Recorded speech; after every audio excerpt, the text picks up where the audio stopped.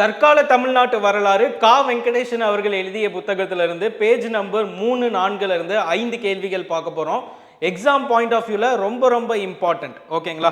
So முதல் கேள்வி, தமிழ்நாட்டில் நிலைநாட்டப்பட்ட முதல் நாயக்கர் ஆட்சி எது அப்படின்னு கேட்டாங்கன்னா செஞ்சி நாயக்கர் ஆட்சி ரொம்ப ரொம்ப முக்கியம். எதுக்காகன்னு பார்த்தீங்கன்னா தமிழ்நாட்டு வரலாறுல இந்த கேள்வி வந்து கேட்கலாம். History of Tamil Nadu. ஸோ இந்த செஞ்சி நாயக்கர் ஆட்சி எந்த காலத்திலிருந்து எந்த காலம் வரைக்கும் நடைபெற்றதுன்னு கேட்டாங்கன்னா 1546 முதல் 1648 வரை.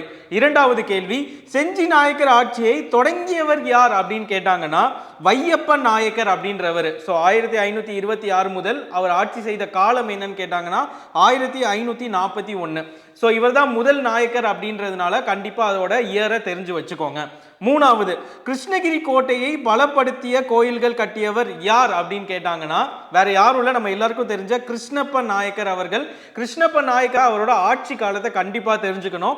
1541 முதல் 1554 வரை. அடுத்த கேள்வி, செஞ்சி நாயக்கர்களுள் சிறந்தவராக கருதப்பட்டவர் யாருன்னு பார்த்தோம்னா இரண்டாம் கிருஷ்ணப்ப நாயக்கர்.